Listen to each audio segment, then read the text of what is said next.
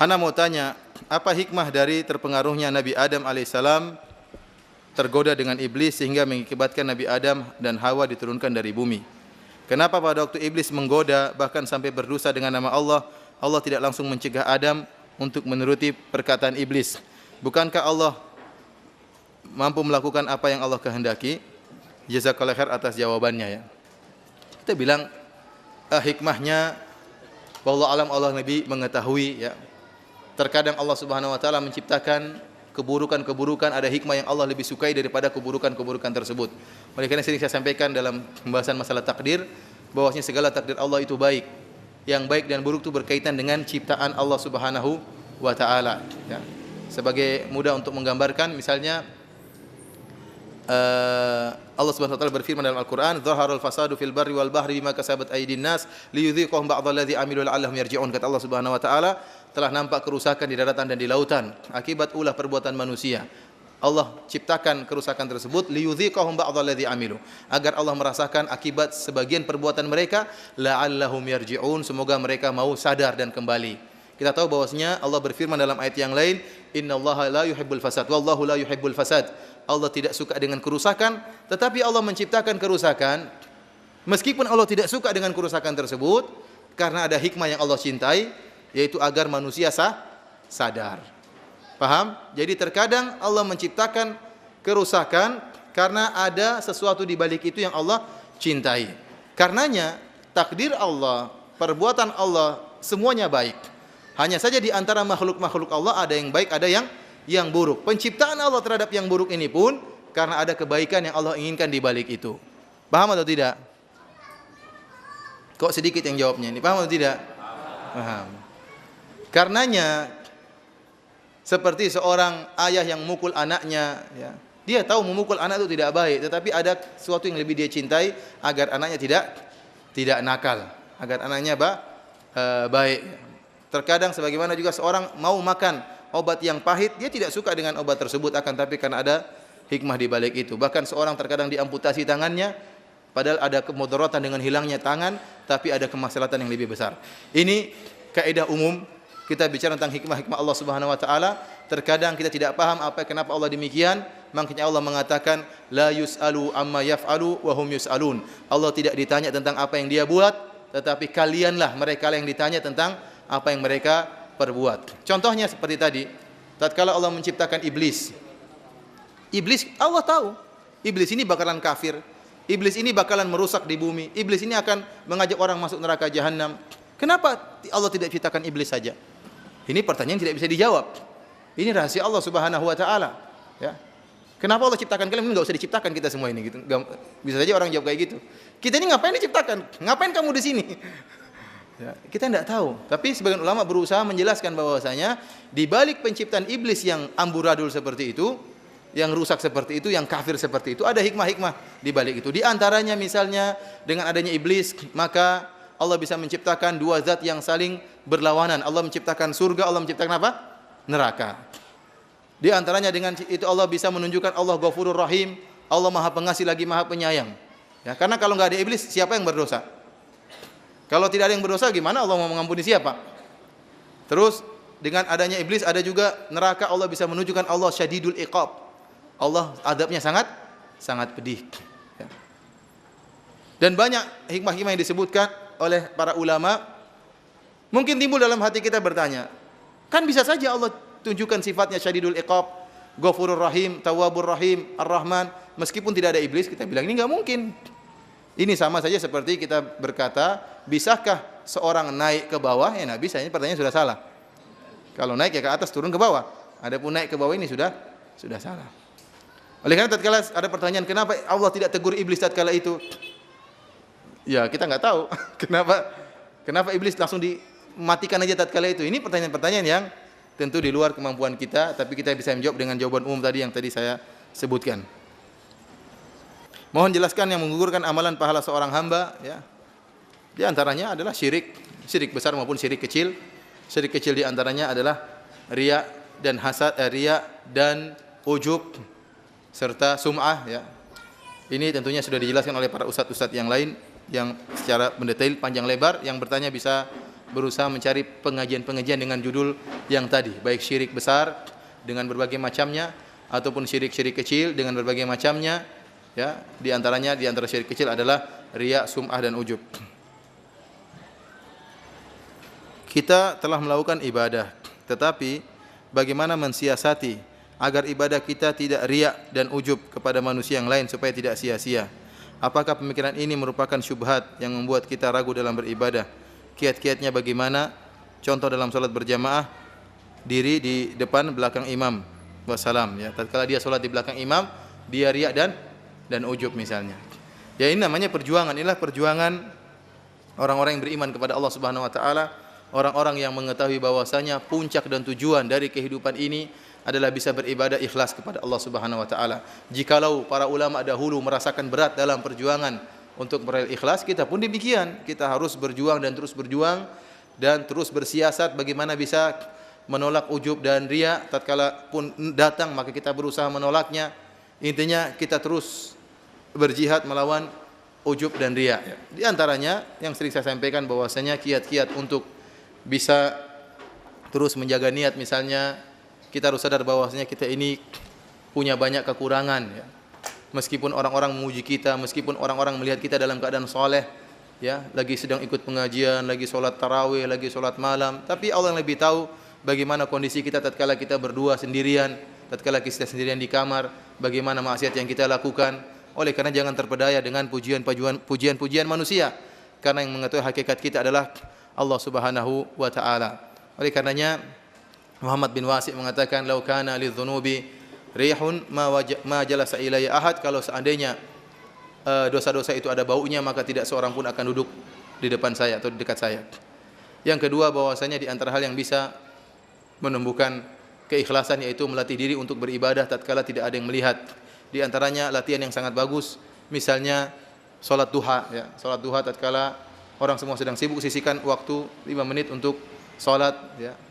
Tidak ada yang melihat. Atau seperti salat malam, ini juga yang lebih terbaik lagi.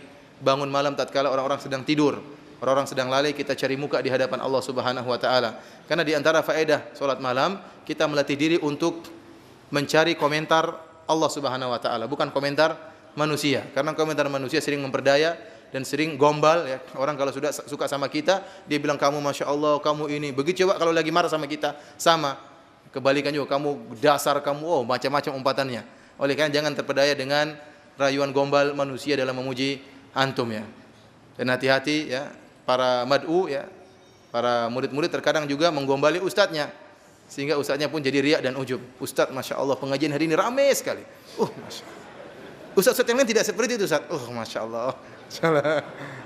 Ustadz penjelasannya luar biasa, Ustadz, detail. Yang lain tidak seperti itu, Ustadz. Benar ya?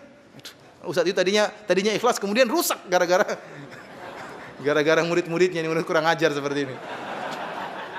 Akhirnya apa? Ustadznya terbiasa mencari komentar manusia. Begitu keluar pengajian, gimana tadi ceramah saya? Orang yang ditanya kan tidak mungkin bilang jelek, dia nggak enak. Bagus Ustadz. Jawabannya bagus melulu. Padahal tadi ustadznya lupa, ustadznya salah, ustadznya dia tidak berani komentar seperti itu. Ini terbiasa dengan mencari-cari komentar manusia. Hendaknya seorang berusaha untuk mencari apa? Komentar Allah. Bagaimana pilihan Allah terhadap ibadahnya.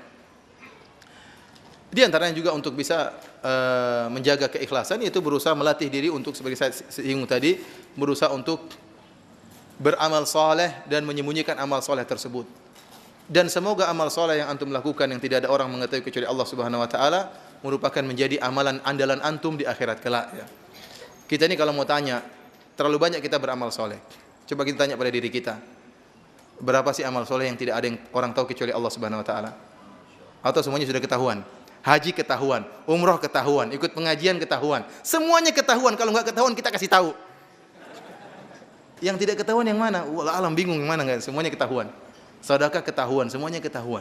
Saya tidak bilang kalau ketahuan gugur, enggak, ya. Tapi latih diri untuk apa? Beramal tidak ada orang yang tahu, dan semoga itu menjadi amalan andalan di sisi Allah Subhanahu wa taala. Kadang ada perasaan hasad kepada orang yang dekat dengan ahlul ilmu. Karena ketika ana butuh bicara dengan ustaz ahlul ilmu, syaratnya susah dihubungi dan tidak ada yang menjawab telepon ana. Kasihan. Padahal saat itu ana sangat akan menghadapi sakaratul maut.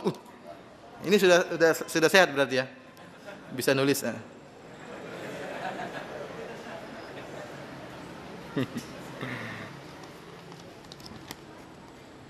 Mudah-mudahan bukan saya. Yang ditelepon tidak diangkat ya. Ya antum, ya saya bilang ya, antum beri uzur kepada ustaz ya. Ustaz juga manusia. Ustaz juga manusia dan ustaz juga punya banyak kesibukan. Antum kira menjawab pertanyaan itu gampang? Yang bertanya tidak beradab kadang-kadang. Saya di Madinah ditanya, "Ustaz, tolong jelaskan. Rinci Ustaz, gimana rincinya?" Emang rinci enggak pakai pulsa? "Ustaz, tolong jelaskan sifat salat Nabi yang benar." Jawabannya, baca aja sifat salat Nabi. Ngapain tanya-tanya saya? Seperti itu pertanyaan kadang ya gimana? Orang Indonesia sukanya SMS. Kadang sudah umroh, SMS juga, "Ustaz, gimana? Saya tadi begini Ustaz, gimana?" Ya tanyalah. Nanti saya salah fatwa. Saya tadi tawaf lupa gini. Ya, itu begitu tanya. Ini SMS. Karena biasa SMS murah di Indonesia. Padahal di Saudi telepon lebih murah daripada SMS ya. Telepon sebentar mungkin enggak seberapa dengan SMS yang seperti itu. Oleh karenanya seorang beri uzur kepada ustaz. Ustaz juga punya keluarga seperti antum. Ustaz juga punya anak-anak. Ustaz bahkan ada yang poligami, istrinya sampai 3. Bagaimana enggak puyeng? Banyak pekerjaan ustaz. Belum ustaz mungkin harus nulis buku, harus ceramah. Emang ceramah datang begini saja tidak persiapan? Memang dia tidak baca. Mungkin ceramahnya setengah jam, bacanya 4 jam bisa jadi. Benar. Ini tidak bohong, tidak main-main. Benar. Ustaz bisa ceramah setengah jam, bacanya 4 jam. Ya, oleh karenanya beri uzur kepada ustaz. Dan ustaz juga bukan Syekhul Islam. Tidak semua pertanyaan bisa dijawab. Ustaz gini aja enggak jawab. Gimana gini saja enggak tahu gimana? Gimana mau dipaksa? Kamu gitu aja enggak jawab loh. Gimana enggak jawab itu? Memang saya tidak tahu, mau dipaksa. Akhirnya apa? Timbul suudzon kepada ustaz. Oleh karenanya meskipun bagaimana husnudzon kepada ustaz, dan antum terima kasih kepada ustaz juga kepada saya ya. Karena ustaz sudah capek memberikan ilmu kepada antum ya. Antum beri uzur kepada mereka. Adapun kedekatan ustaz kepada seorang, misalnya antum lihat ada ustaz kok dekat terus sama orang kaya. Antum jangan suudzon ya. Mungkin ustaz itu ingin mendekati orang kaya ini karena orang kaya ini bisa berinfak, harus didekati. Dekati antum mungkin rugi. Enggak, bukan mendekati antum rugi. Antum datang dia akan tanya. Cuma terkadang dia melihat maslahat dan mudarat ya. Melihat maslahat dan apa? Dan mudarat. Ustaz manusia. Nabi bilang ustaz itu manusia bukan malaikat. Makanya saya bilang kalau orang lain yang bersalah, orang jarang gibah. Tapi kalau ustaz yang salah, gibahnya ramai. Kenapa? Karena orang memandang ustaz malaikat. Kalau salah harus lurus, tidak boleh salah ustaz. Tidak bisa. Ustaz juga manusia, punya kesalahan ya. Para sahabat saja ada salahnya. Bagaimana dengan kita yang modelnya kayak begini? Oleh karenanya husnudzon lah ya, dan berhusnudzon itu mendapatkan pahala, itu amal soleh. Adapun suudzon adalah suatu amal yang sangat merugi ya. Kalau benar pun berdosa, apalagi kalau salah.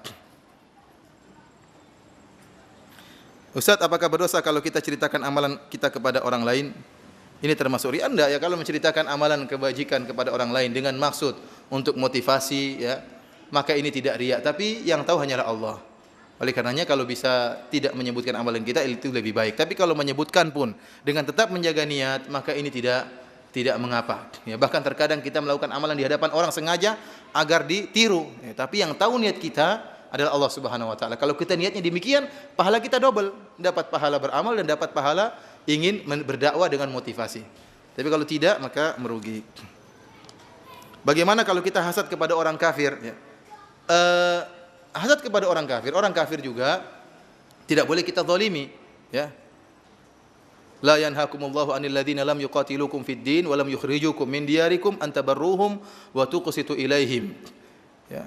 Allah tidak melarang kalian untuk berbuat baik dan berbuat adil kepada orang-orang kafir yang tidak memerangi kalian dan tidak mengusir kalian dari negeri kalian ya. Oleh karenanya kalau ada orang kafir yang justru kita ingin menunjukkan akhlak yang mulia di hadapan orang kafir. Ya, kalau kita hasad saja dalam hati, insya Allah tidak jadi masalah. Yang jadi masalah kalau sampai diterjemahkan dalam bentuk perkataan maupun perbuatan karena kita mendolimi dia juga ya. Dan kita tidak boleh mendolimi orang kafir tanpa hak ya. Tidak boleh mendolimi orang kafir tanpa. Tapi kalau kita hasad kepada orang kafir karena kekafirannya, ini lain lagi. Dia mudah-mudahan cepat tewas, enggak apa-apa kalau ternyata memang karena kekafirannya.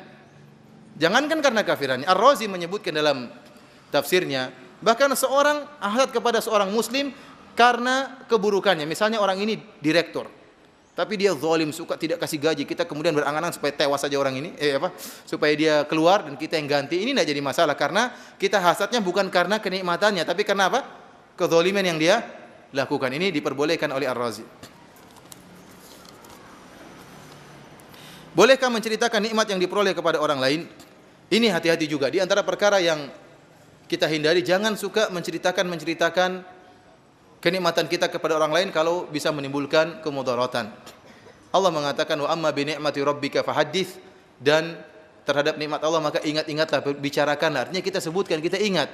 Adapun bicarakan kepada orang lain, ini melihat kondisi, karena bisa jadi kita akan dihasati. Ya.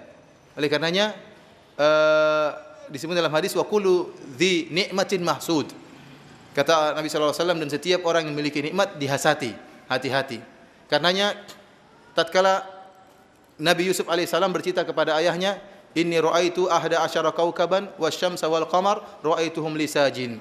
Qala ya bunayya la takhsus ru'yaka ala ikhwatika fayakidu laka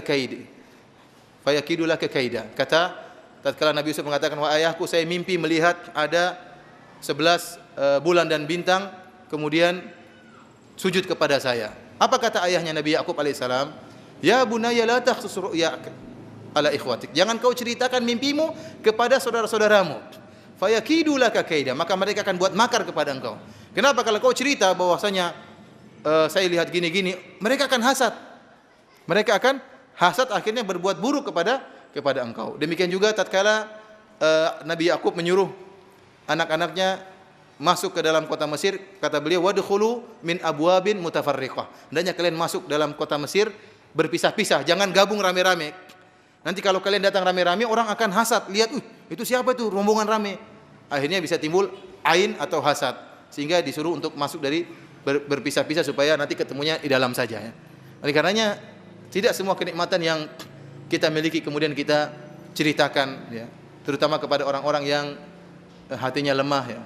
Saya baru beli mobil, mobilnya murah sekali, padahal mantap sekali. Waduh, hasad dia. Saya baru kemarin ketipu dia, dia jadi hasad akhirnya. Akhirnya apa, kita jadi hasad. Saya kemarin baru kemarin gini. Akhirnya namanya manusia itu apa? Lemah. Oleh karenanya kalau menceritakan kenikmatan kepada orang lain pun dilihat-lihat, jangan sampai bisa menimbulkan hasad. Saya pernah membaca perkataan Imam Zahabi yang bertanya bahwasanya perkataan kritikan antara ilmu yang sederajat, kalamil aqran, tidaklah dianggap karena dikhawatirkan ada hasad dalam. Ya, ini benar, ada sebagian ulama mengatakan bahwasanya perkataan di antara yang sederajat itu hendaknya hati-hati. Yutwa wala yurwa, kata mereka, ditutup dan tidak diriwayatkan karena terkadang timbul hasad di antara orang yang setingkat.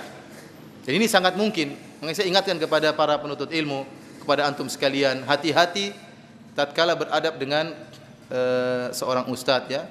Kadang kita bertanya, ustadz, bagaimana hukumnya ini? Akhirnya antum lawan-lawankan dengan perkataan ustadz yang lain. Ya, ini terkadang ustadz ini timbul sesuatu dalam apa? Hatinya. Ya, antum harusnya beradab, ya.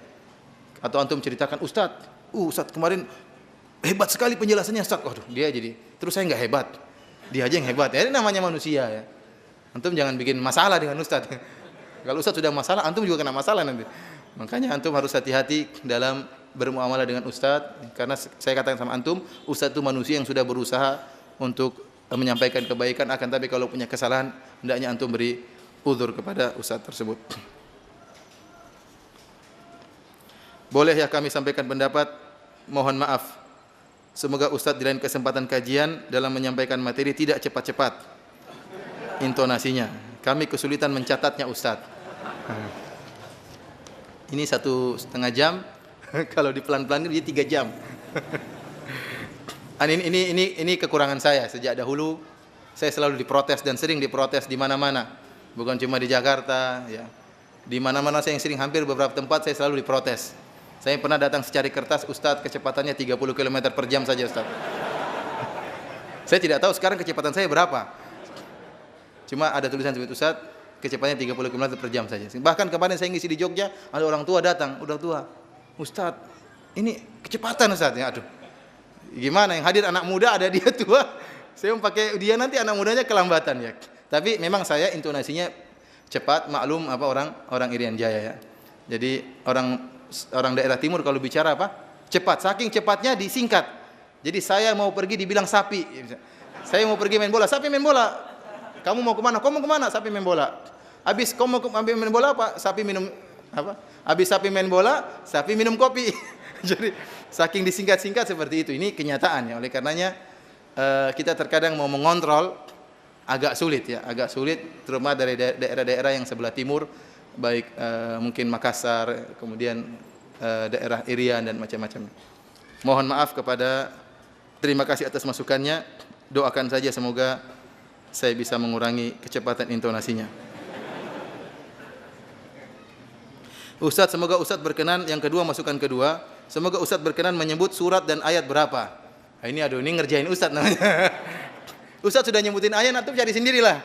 Cari lewat ada program-program, alhamdulillah. Antum dengar, tulis ayatnya sedikit, ada cari di program itu, misalnya Quran apa, tinggal masukin satu kalimat akan muncul ayat-ayat tersebut. Tinggal antum pejet. Ini nanti surat berapa, ayat berapa.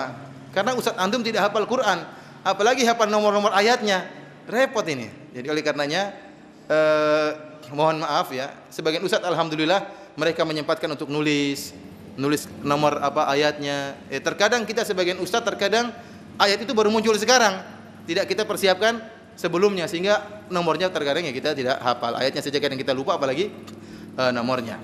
Tapi kalau antum mau rajin sedikit sebenarnya mudah ya.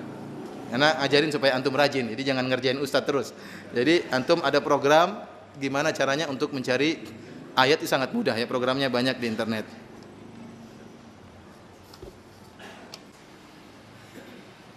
Ada orang yang salah memaknai hati. Kadang ada orang yang di seluruh pakai jilbab, katanya yang penting hati. Kamu enggak pakai jilbab, yang penting hatinya. Ya, hatinya buruk berarti enggak pakai jilbab. Iya. Kalau hatimu benar, taat kepada Allah, Allah perintahkan pakai jilbab. Tatkala kamu tidak memakai jilbab, berarti hatimu enggak beres. Bagaimana kamu mengatakan hatimu bersih, hatimu beriman sementara Allah merintahkan jilbab kamu tidak mau pakai. Nanti orang bilang, kamu jangan berzina, yang penting hati. Saya kan baik sama orang yang saya zinai tadi. Gimana sih? Sama seperti ada seorang artis waktu saya pernah baca di majalah Islami, diwawancarai, kalau Ramadan gimana? Ya Ramadan pakai jilbab. Kalau di luar Ramadan, ya kan menyenangkan hati orang lain melihat aurat saya. Menyenangkan hati orang lain kan sedekah. Sedekah. Ini gimana? Saya rasa sampai di sini saja apa yang bisa Anda sampaikan. Kurang lebihnya Anda mohon maaf. Yang benar datang dari Allah Subhanahu wa taala, yang salah dari pribadi saya sendiri.